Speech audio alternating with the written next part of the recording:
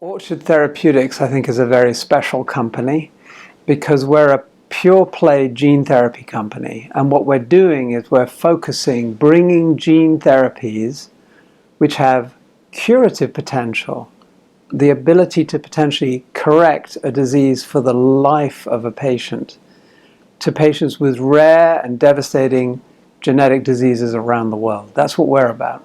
People are surprised when they hear that actually Orchard's only been around for 4 years, but we have one of the most advanced pipelines of gene therapy medicines in the world. And the reason for that is we have a really close collaboration with top centers in the world that have been involved with gene therapy, and they've almost been like part of our foundation as a company. In addition to which, we acquired some additional programs last year from GSK.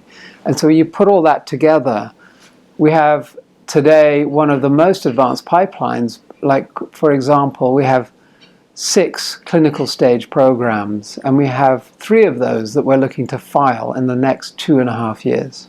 You're right to say that there are different flavors of gene therapy. There are different types of scientific platform.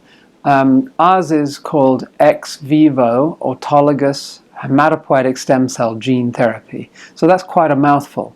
But essentially, what we're taking is the hematopoietic stem cells or blood stem cells from patients.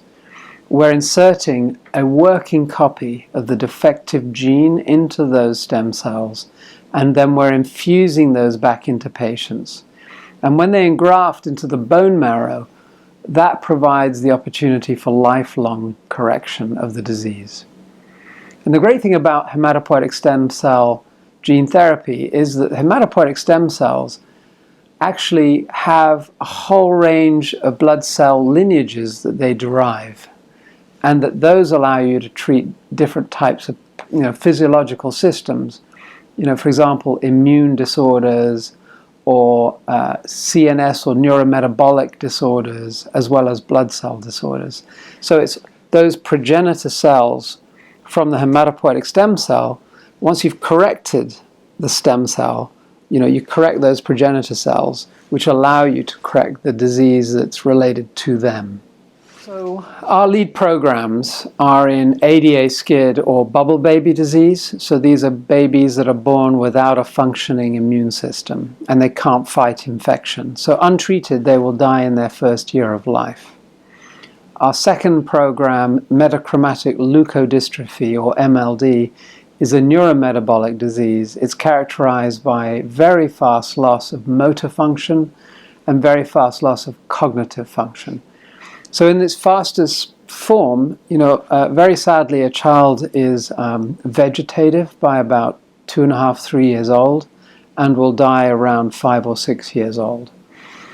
And then Wiskott-Aldrich syndrome, which is our third program in terms of filing hierarchy, is an immune deficiency and as well as a blood disorder. So these patients have a poorly functioning immune system, but they also have a low platelet count.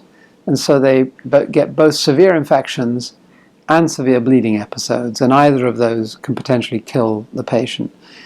So what we're doing is we're putting in the working copy of the defective gene into an ADA-SCID baby or an MLD child, a very young child, or a Wiskott-Aldrich syndrome patient. So it's the specific gene we're inserting into the stem cell. It goes into the DNA, and that's why, having inserted in the DNA, it remains in the DNA of not only the stem cells, but the subsequent generations of stem cells and the progenitor cells.